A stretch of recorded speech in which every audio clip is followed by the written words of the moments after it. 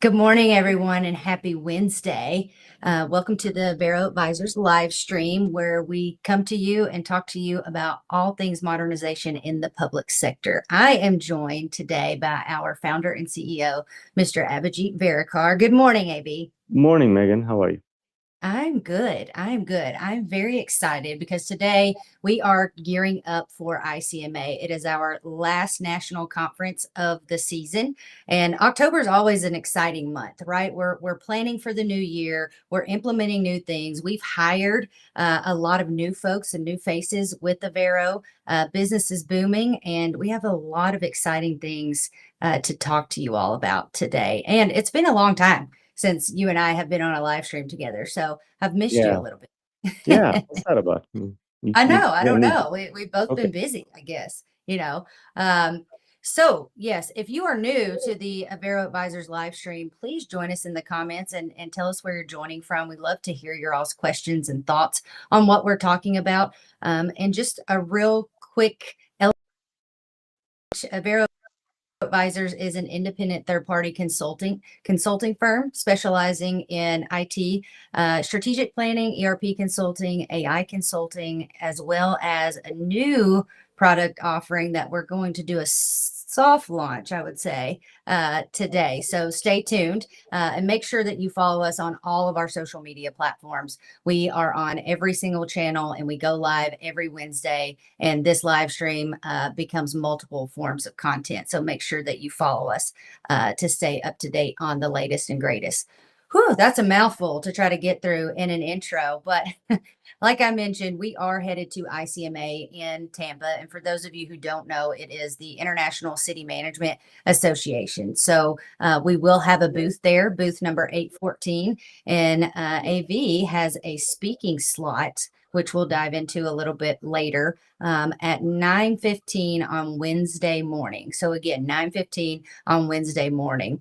But AV, let's dive in. What you've been going to these conferences for years, right? And I want to know what excites you most about going to these and being in the vendor hall and, building relationships with other vendors and Yeah, I attendees. think you hit the nail on the head there. It's all about relationships. Conferences they can be the same, right? It's a lot of work. You're standing at your booth, you're shaking hands and getting to know people. The most valuable thing for me is meeting new people, right? Expanding our network and getting to know new prospects and new product offerings on the market and learning about the trends. Like we try to stay abreast of what's going on in the market, and conferences are a great way to not only walk around the vendor hall and see what other software providers or vendors are doing or competitors are doing, but also to see where the puck is going, so to speak, right? You have to keep your eye on the future. As consultants, it's our job to make sure we're bringing those um, ideas and best practices, so to speak, to our customers and prospects. So really excited about just diving into the industry again. And by the way, this is going to be a last show of the year with a booth and all that. I am going to be at the GovAI Coalition conference in San Jose early November. So we'll talk about that too, because the themes overlap, right? AI in government and ICMA. It'll give us a good sense of where ICMA and the city management um, community is on AI. And then an AI focused conference will let us dive into the specifics of what's going on in the market. So super exciting stuff.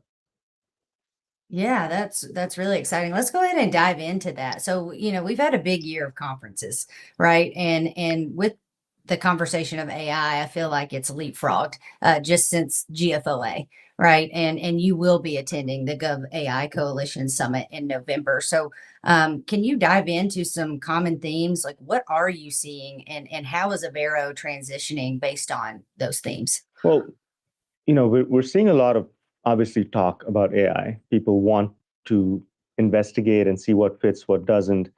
Um, we're going through a cycle where our clients are adopting newer technologies. They're trying out new things in silos, as they should, because these are unproven technologies for the most part. And if you don't have your foundation right, they're not going to work for you, right? So the way I put it is you still have to do the non-sexy stuff of policy making, of business process design, cleaning up your data, making sure you have the right infrastructure and strategy overall for your technology before you can dive deep into AI. So we came up with our AI maturity model last year that has been very useful to several clients on just understanding where they stand in terms of being able to adopt AI. And what I'm going to do is I'm going to put out a QR code for the maturity assessment that once you scan it, you get a downloadable that allows you to really measure where you stand on the 5-level scale. The other thing that's happening is software products are sort of becoming homogenous, like they're commoditized. Yeah, you have the big stickers with their own differentiators, but a product that does financials and GL, the processes and the look and feel of it is not that different between products. So our clients are now getting very savvy about what it is that differentiates their project from another project, right? So going back to the non-sexy stuff, process redesign, strategy, governance, change management, user adoption, how do you prepare your community for taking on a new product suite is the most critical aspect of what we do. And I think that's going to become even more important as we go forward. So lots of things changing, lots of things in flux. The way we are adopting AI is internally. We've done a lot of work on automating our own internal processes. We built our own AI engines and brains that do specific things in our workflows. And soon we're going to be able to really offer AI enhanced consulting services where you're not relying on just interviews and observations, but also we're going to go beyond that. We'll still do that because what do people buy when they buy consulting services? They actually buy the ability to talk to people that have been there before and learn from others' successes and mistakes. It's not just about feeding data into a thing and it giving you recommendations, which, by the way, can be done on GPT. Please don't do it because that means you're giving your data away to OpenAI, especially if it's the free version. So the context that consultants bring to the table will not and should not go away. But there is a way to make these projects run faster, more efficiently, so that we get to the results faster. So several things in the pipeline. We're automating several things while keeping the consulting, the core of the consulting profession alive. And then what you'll see soon is uh, clients will be able to build their own product, what I call micro SaaS, right? There's a lot of major ERP vendors out there that allow no code application building on their platforms. But then the challenge becomes how do you, the CIO, control what happens within your infrastructure there? Because you can't just let people build applications willy-nilly, because then you'll end up in the same situation where you don't know what applications exist and what impacts what. And some small app somewhere will be the linchpin of your workflows. So we're trying to think through all of that, and at the core of it, it's strategy. It's just pure old technology, digital transformation strategy with a huge AI component now. And of course, there's always cybersecurity involved in all of this. Yeah, absolutely. Let's talk about hot topics around AI. We oftentimes get asked like, what what are we seeing are the most promising pilots? Like, how can we actually use AI in our city, right? What are folks doing? How are we implementing it? What is the most promising use case in your So opinion? I'll tell you a live example. We're doing a pilot project with a pretty large police department in the U.S. that currently tracks their overtime hours on note cards. And it's not a software system called note card. It is a physical note card that each officer fills out, passes it on to their supervisors, who then eventually physically takes it to the payroll department, who then enters all of this into an Excel spreadsheet, which is then ingested or re-entered into their PeopleSoft payroll system. And what we are doing with them is, because of how quickly we can iterate on product. It's not necessarily an AI product, but it's an AI-enabled micro SaaS product, as I call it, because it's going to solve a specific, very small problem, which, by the way, may seem small, but that PD spends 3 people full-time every week just taking care of this issue. So if you can automate that process, right, that's a very good pilot that I can think of. On the other side, we have partners and friends like Madison AI or Polymorphic that are doing some great work on, in Madison's in their product suite is what they have this product that does nothing but ingests commission and council and board meeting information so that you can have conversations with that data. You can find things when you need them.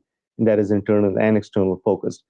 And then our friends at Polymorphic have done a great job on the whole customer service aspect of local government, where they are building, at a minimum, they're building bots that can intelligently converse and provide services to your customers that are coming to your website. And of course, there's other applications that go with that. So a few that I can think of. We've talked about a lot of other ones internationally too.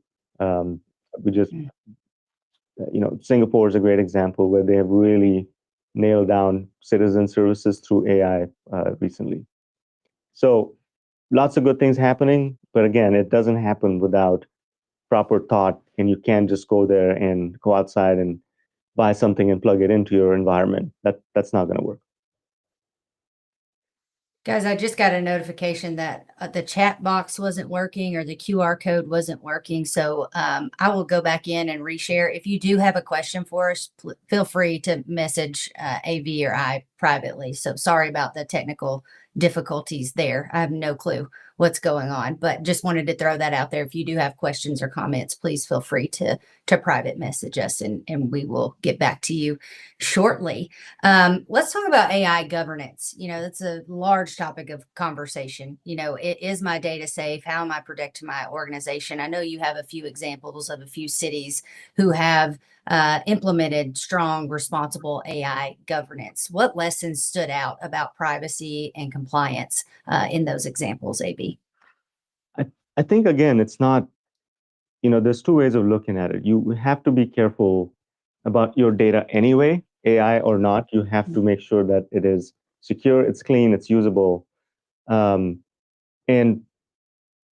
on the other side, on the AI side, it really depends on how you're setting up your AI environments, right? Are you centralizing it? Are you building your own LLMs? Are you building your own captive versions of commercially available LLMs? What are you building on top of that? So it all starts with data governance. It starts with policies. It starts with processes. Again, I can't stress that enough. At the end of the day, anything AI is still a software project. It's still an implementation. So the principles that govern good implementations should not be thrown away just because now, ChatGPT or Copilot says that they can do it all. So in terms of privacy, in terms of data governance, in terms of data hygiene, if nothing else, it has put a bigger burden or emphasis on those things, because without that, you're not going to be able to leverage anything AI. So the maturity model actually shows you at what point can you take advantage of what kind of opportunities in AI. Because again, it is not as straightforward as the marketing from these companies might tell you. We have a question. Do you see it? We do, from Lindsay. Yeah. Thank you so much for joining us today. Do you want to read it? You want me to? You got it? You read it. Okay. All right. So I can't see the top of it because it says hi. Okay. As a former finance advisory board chair for the city of Largo, I'm excited for ICMA 2025 in Tampa. In your view, how can mid-sized cities best evaluate consulting and vendor partners to ensure transformation efforts deliver both value and transparency? That's a great question, Lindsay. Thank you so much. Yeah, I think the first thing to do is to make sure that they're truly unbiased, right? If you're looking for a consulting partner, you need to make sure that they're consulting on your best in your best interest, that they don't have any biases or reseller agreements, or they don't particularly sell a specific thing. Because in our experience, then it becomes the only prism or the only lens that they look at you through, right? So the number one thing to do is to see if the consultant is truly unbiased, truly third party, because even within that, there are several flavors of consulting where you can claim to be independent, but at the same time, you may have another arm or a subsidiary that does work only with Workday or only with SAP. So those are just some examples. And for mid-sized cities, the choices are pretty good, actually, right? Because your problems are substantial enough for consultants like us to really get interested in your work. And the key question is, what are you trying to solve? And if the consultant isn't helping you sharpen your question on what the outcomes should be from this project, then you're not talking to the right consulting group, right? Because the number one thing is, even when we respond to RFPs that have a very skinny or vague scope, we're like, what problem is this organization trying to solve? And when we get into a Q&A or when we get a contract with those organizations, that's where we go. I know you said you want a software product evaluated and selected, but let's back up and tell me why you're doing this now and what the key pain points are. So that doesn't happen unless the consultant is a true consultant that can really talk to you through an unbiased lens without trying to sell you a specific thing, because the outcomes are the universe of outcomes that can come from a transformation project are it's very large. So how do you nail it down to your outcomes? How do you nail it down to your vision? How do you nail it down to your budget and legislative sort of environment? All of that is very important before you even talk about a product. So I hope that answered your question. A very good one. Thank you so much, Lindsay. And Lindsay, I would say too, just client references. I think clients will tell you the truth about the work that any consultant has done. So asking for references, I think, is always good as well, to get it straight from the horse's mouth, if you will, about the work that they do. So I think references is a good one. Let me add one more thing. Amy- The partnership go ahead. aspect of this is critical, right? What we say to our Mhm. clients is our three unique things are we're nimble. We'll move at your speed and sometimes bring you along to our speed. So we can change how we approach. It's not a cookie cutter approach. We will tailor an approach to you. Second thing is we are independent. Like I said, we don't advocate for any of the vendors. Not that we're adversaries. We have good relationships with them, but our interest is in getting you to your desired outcome. And then the third thing is we're in it with you. We treat this as a partnership. We are very careful about who we choose to work with. And if it's not a two-way partnership, if it's not us working as an extension of your organization, then it's not a good fit. It's not going to give you the outcomes that you desire. So a partnership, working in partnership, and always being transparent and providing good feedback, timely feedback to each other is absolutely critical. But it's hard to determine that just through an RFP process or through a short project. So, but we've been successful at doing that. Yes, ICMA is a great place to vet your vendors, especially in the vendor hall. I will say we're not ones to be awkward in the vendor hall. We do like having conversations. We might be doing a little bit of whiteboarding this year, just to make it more comfortable. But a vendor hall is a great place to start building those relationships and understanding what those service offerings are from vendor partners. So back to AI, Lindsay, thank you for your question. That was a great question. I love this idea, about failure as a strategy. How can cities, counties, municipalities, how can they get more comfortable about piloting an AI product? You need to do small things, right? Like I said, with the whole overtime tracking application that we're piloting, it's a small thing. It doesn't impact anything else. It doesn't impact the city's ERP system, their payroll system, none of that. It's just solving the one problem that takes three people 3 whole days to tackle manually, right? Can be done in an automated fashion right away.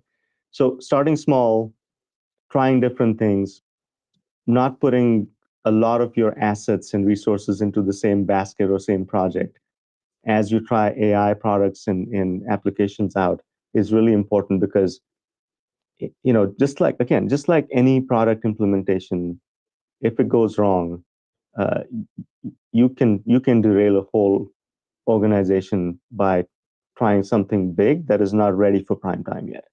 So starting small, Right. getting the product to prove itself, making sure it's getting the right results, and again, getting you closer to your outcomes, which may be several and varied, right? You may want to make things more efficient. You may be in a budget crunch. You may be thinking of reallocation of resources and human resources.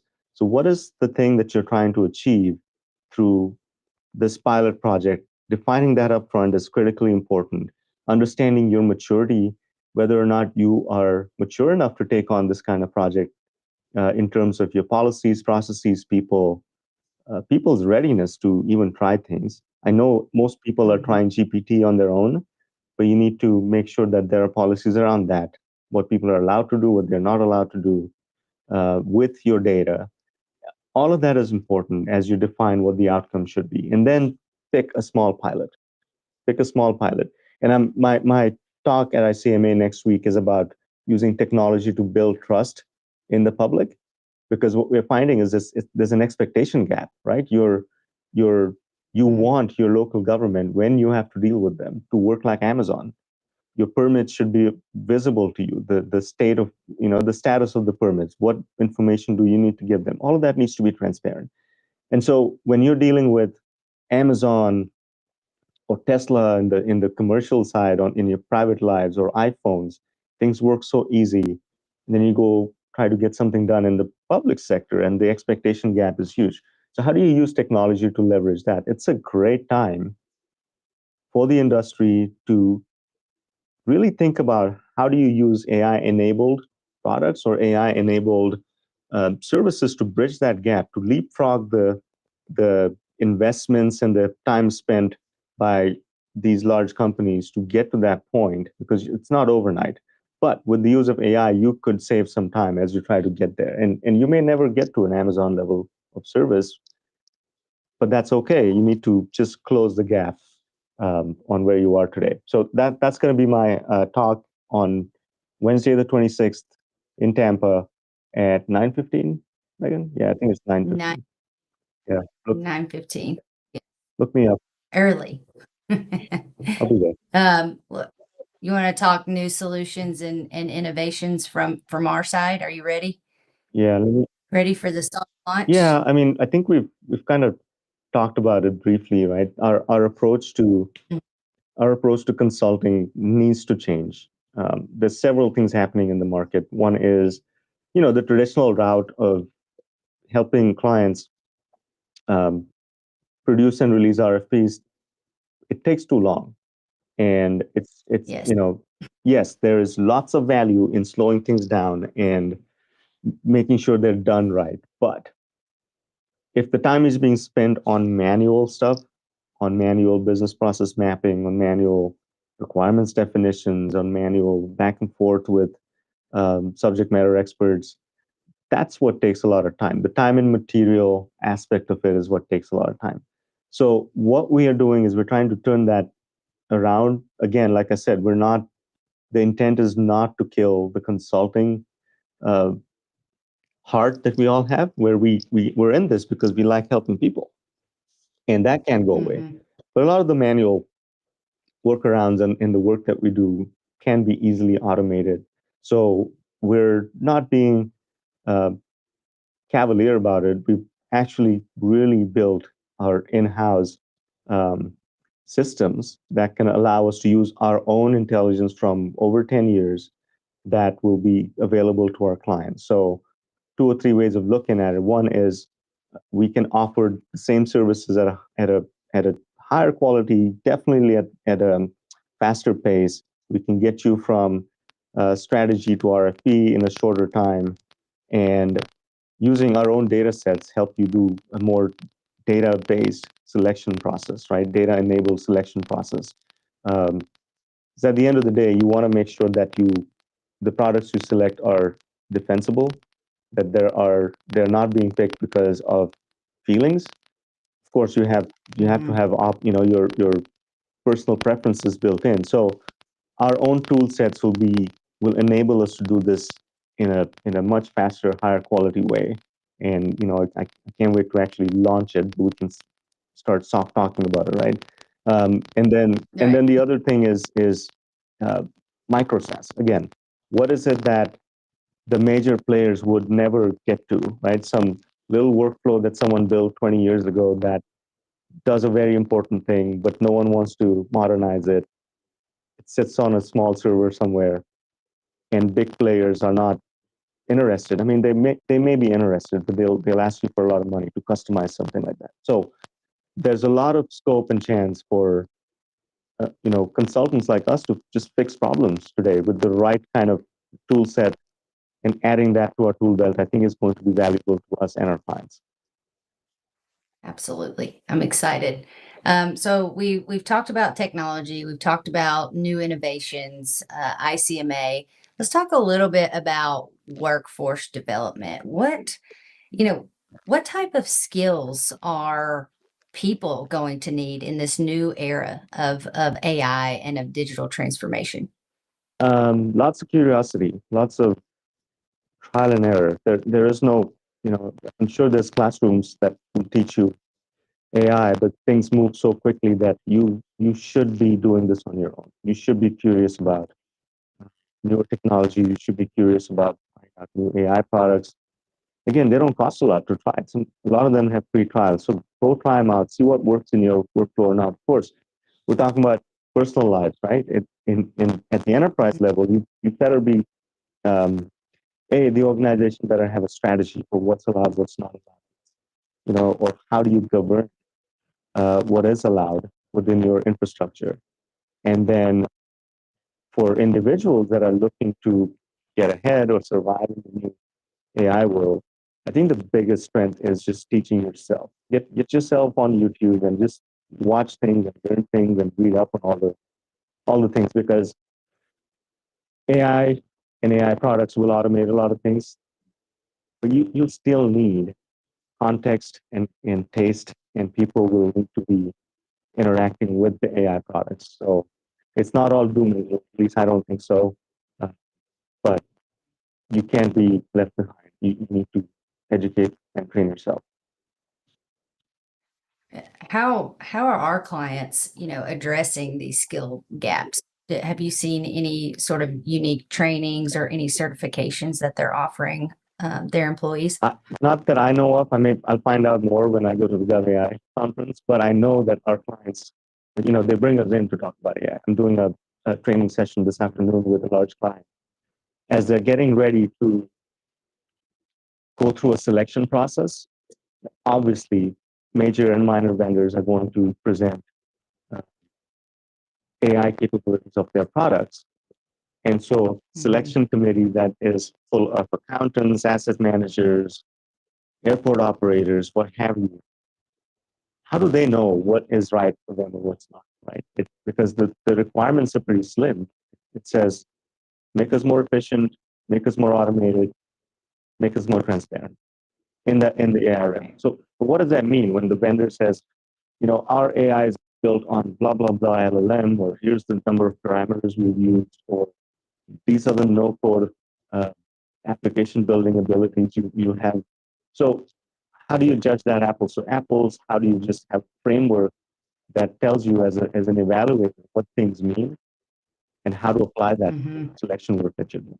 So that, we're doing that kind of work with our clients.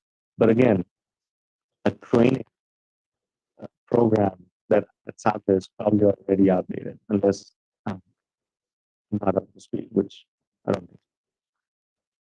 Yeah. Well, thank you, AV. This has been a great conversation. I really am excited to see you all at ICMA this Sunday. and start building those relationships and helping you define the outcomes that you need for your organizations. Do you have any last minute thoughts as we wrap up today? Yeah, I wanted to go through some of the key topics that are being spoken about at ICMA next week, and also at the Okay. GovAI Coalition.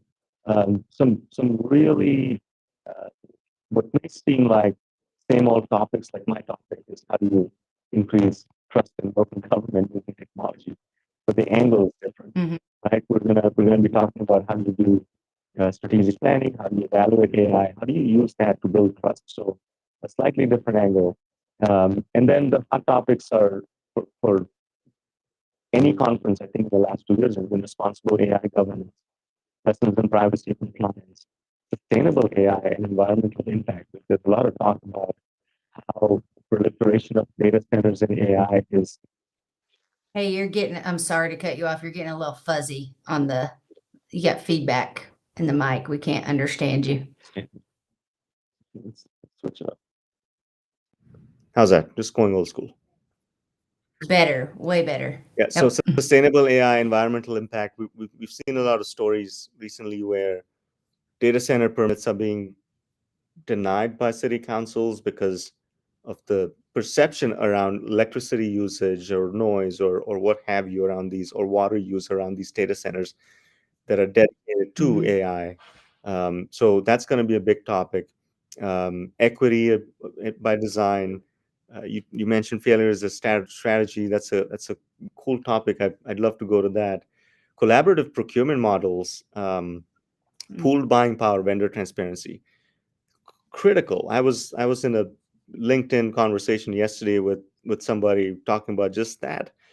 Procurement needs to evolve quickly because they're still applying standards from 20 years ago to software purchases, and worse, sometimes it's construction bids disguised into or it's software bids, it's construction bids disguised as software bids, right? Where things just Oh, don't make sense. yep. So it's a good time to redesign that too, because of how quickly technology is going to move, and we can't be buying stuff like it's 1997 anymore.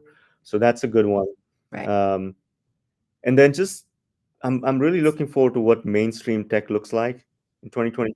Mm-hmm. There's a lot of options out there for our clients. As we do selection project, we're seeing lots of new players come and put their hat in the ring, and also the existing um, software vendors are also making a big push into moving downstream, as they call it, with SAP and Workday focusing on going to smaller organizations where previously they were only focused on the large cities and counties.